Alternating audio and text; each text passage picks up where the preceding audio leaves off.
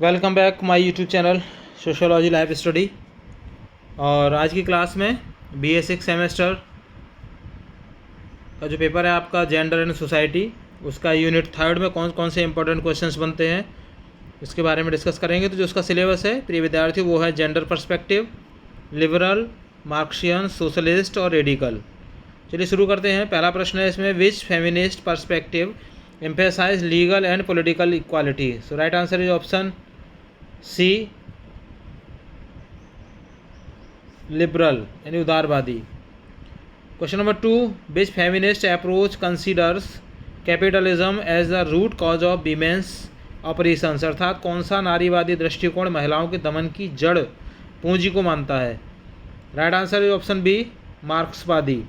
Question number 3, radical feminism focuses on eliminating.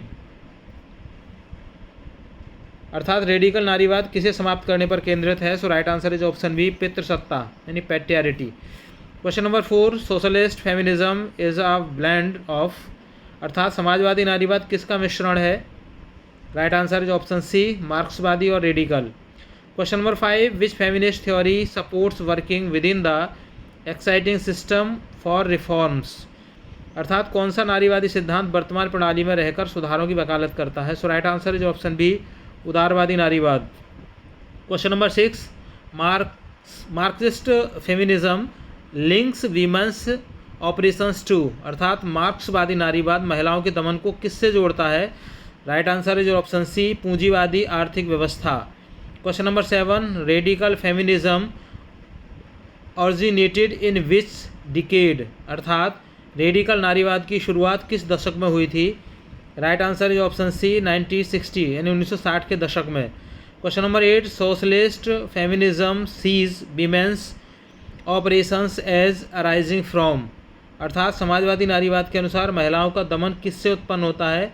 Right answer is option C, पूंजीवाद और पितृसत्ता के संयुक्त प्रभाव से। Question number 9, which feminist perspective introduced the term public और प्राइवेट डिवाइड। अर्थात किस नारीवादी दृष्टिकोण ने सार्वजनिक और निजी विभाजन शब्द का उपयोग किया। So right answer is option A, radical नारीवाद।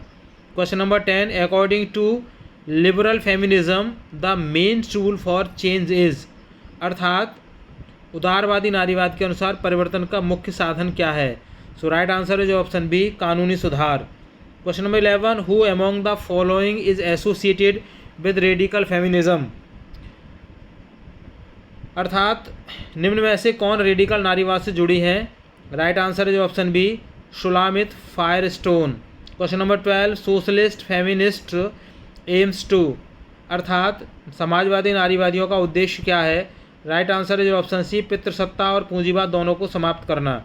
Question number 13, which perspective considers man and women inherently equal and capable.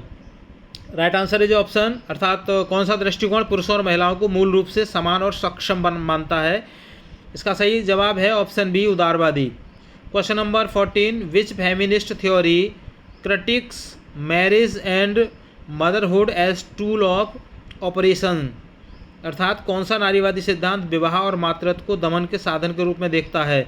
Right answer is option B, radical. Question number 15, which perspective calls for a voluntary restructuring of society. अर्थात कौन सा दृष्टिकोण समाज के क्रांतिकारी पुनर्गठन की मांग करता है। Right answer is option B, radical. Question number 16, liberal feminist primarily focus on. अर्थात उदारवादी नारीवादी मुख्य रूप से किस पर ध्यान केंद्रित करते हैं। Right answer is option C, समान अवसर और समान अधिकार। Question number 17, radical feminism sees oppressions as. अर्थात रेडिकल नारीवाद किस तरह के दमन को प्राथमिक मानता है। Right answer is option B, लिंग आधारित। Question number 18, according to Marxist feminism which institution reproduce labour power and ideology. अर्थात मार्क्सवादी नारीवाद के अनुसार कौन सा संस्थान श्रम, शक्ति और विचारधारा को पुनरुत्पादित करता है। So right answer is option C, परिवार। Question number 19, socialist feminism emphasize. अर्थात समाजवादी नारीवाद किस बात पर जोर देता है। सही जवाब है इसका ऑप्शन सी, वर्ग और लिंग के प्रतिच्छेदन पर। अर्थात interaction of class and gender. तो इस तरीके से आपके 19 प्रश्न हैं प्रिय विद्यार्थियों। मुझे उम्मीद है कि आपकी परीक्षा में इसमें से अधिकांश प्रश्न आपको मिलेंगे। तो अगर चैनल पर नए हैं तो एक बार इसको पुनः सब्सक्राइब कर लीजिए। वीडियो पसंद आए लाइक शेयर कीजिएगा। जुड़ने के लिए थैंक यू। मिलते हैं अगली क्लास में, तब तक के लिए जय हिंद।